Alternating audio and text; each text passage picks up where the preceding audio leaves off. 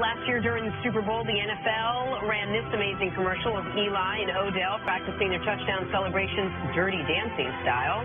Yesterday, after the Panthers beat the Giants, they posted this on Twitter. Cam Newton and Christian McCaffrey doing the same thing. The ultimate troll. Oh, that's great. I didn't see that. That's well done. What's up with Cam's face in the... Can we zoom in on that? It's where he's looking at. No, what's up with Cam's face in this graphic? Someone made that picture. They should do that again, film it, and I'm pretty certain Eli's going to move out the way. I'm pretty sure. Let's film that again, Odell. What'd you say about me? I got 2 Super Bowls before you got here with your pretty hair. I was a champion before you got here. I make more money than you. Shut up, little kid. Or I drop you on your face. That was great. Awesome. That was great. And Eli said awesome. Time now for stories to start your morning. The Rams and Seahawks game came down to the wire yesterday. Russell Wilson tossed 3 touchdowns, but there was no stopping Todd Gurley, who ran for 3 touchdowns himself. See, have the Rams cemented themselves as the best team in the NFL? They're trying. They got a couple holes on their defense, but right now, everybody in the NFL's got warts. It's a matter of who's got less warts. The Rams got less warts than everyone else, Jenna. I know you're over there like grossing out and everything. Like, yeah, they got warts. Yeah, all of them do. But the Rams, they look good. Didn't like the fact that they gave up a lot of yards rushing the same way they did last season. Yeah. I don't want that to creep back in, but very impressed with the head coach being aggressive. Seattle going into Seattle and winning is always hard. The Seahawks, by the way, offense was humming, and that's why I give the head coach a ton of credit. Only up 2, 4th and 1, right before the 2-minute warning. Now, let's not punt. Let's win the game right here. Jared Goff, QB speak. Nick Wright called him on his coach's phone. He answered. Sean McVay has that guy that I've been advocating for. Yeah. Little game management coordinator.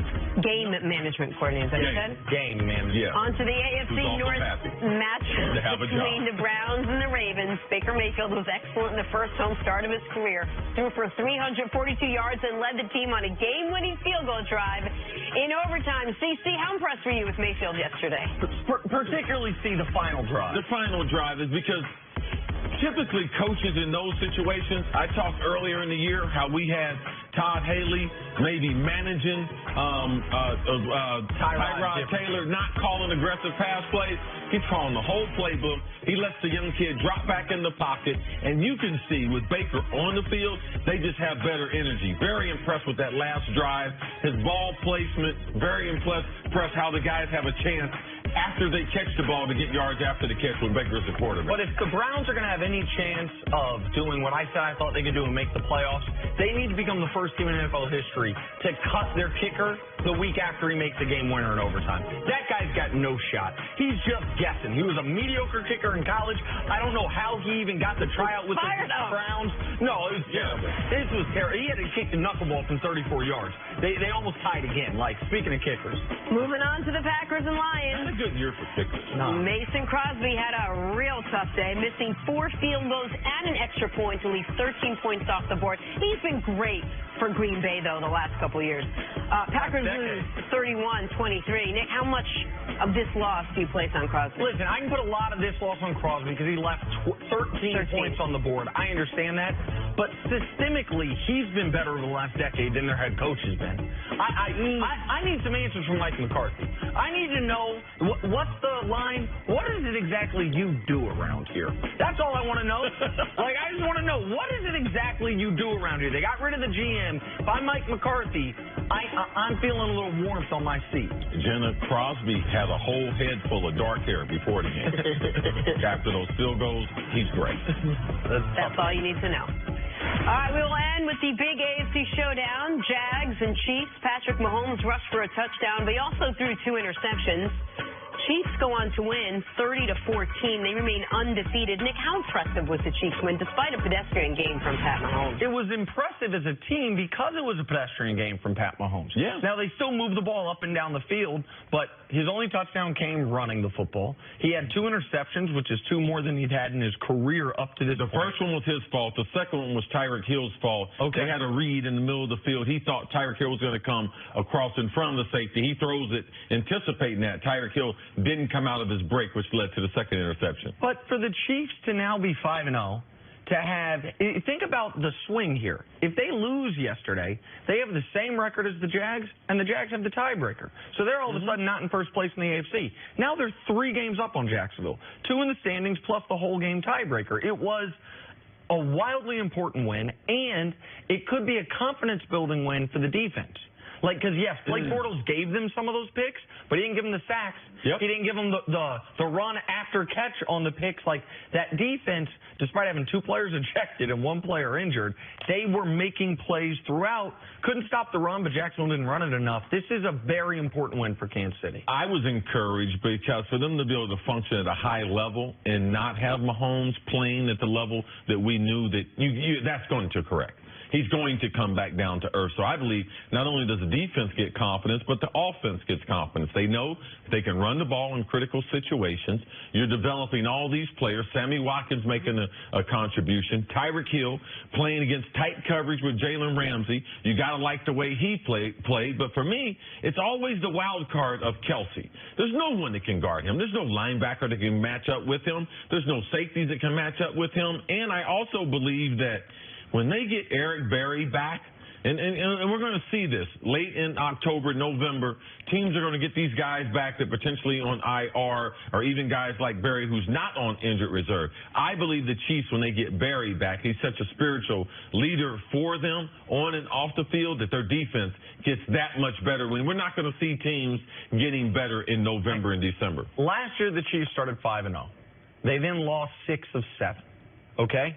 I do not think this year is going to play out anything like last year, even though their next 2 weeks are against the Pats and then the surprising 4-1 Bengals. Because right now they are showing you, okay, if Pat Mahomes is having an off night, Kareem Hunt goes off like he did. Their running game goes 30 for 126. They have so many counter punches offensively. And even in the game yesterday where Pat Mahomes wasn't statistically unbelievable, there was the one throw he made. We were watching the game together that I stopped and rewound. The one where he didn't even set his feet and he just seemed to flick it 35 yards downfield down the right sideline. Like, you are still seeing every week the special talent that player has.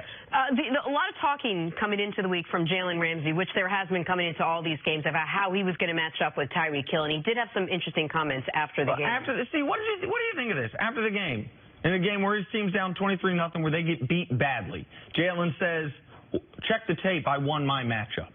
That was like, I've been supporting Jalen in his commentary, but after the game, when your team gets whooped like that, to say, check the tape, I won my matchup, I thought was an interesting takeaway. Yeah, it's hard, and the reason why I don't like things like this, it's hard to keep up week after week, trying to match reporters, because they're going to come up with tougher questions that eventually you're going to see who the player is. You don't want to be the selfish player, and that's what we saw in the GQ interview. After games like this, you take it on the chin like a man. They were better than us.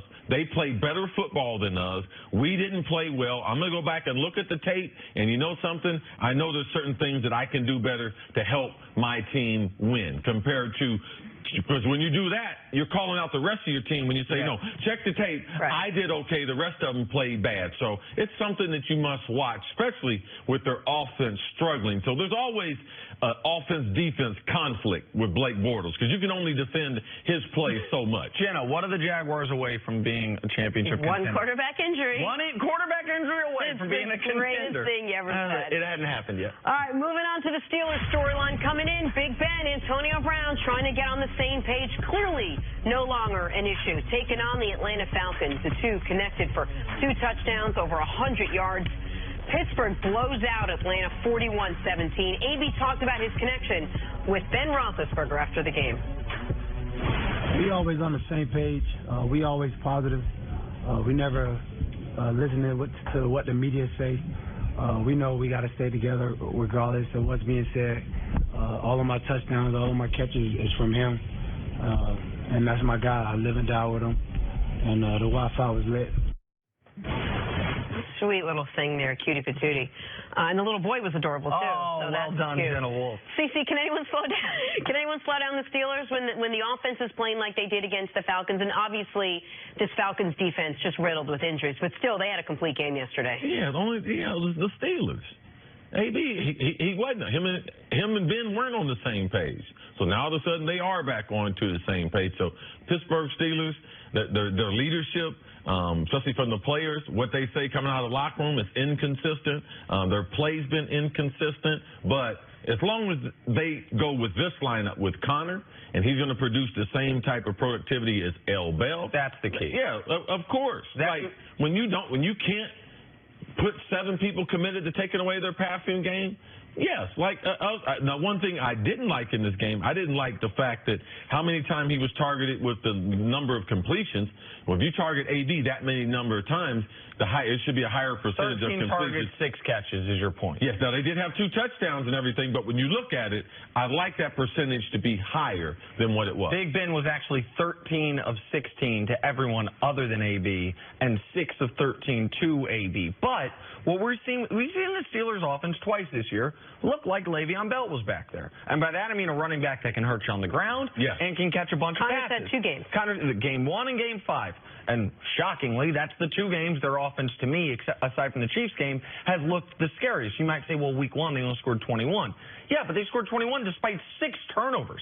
Like, in week 1, they had 6 turnovers. They still came away with the tie. Yesterday, the offense looks dominant. Why?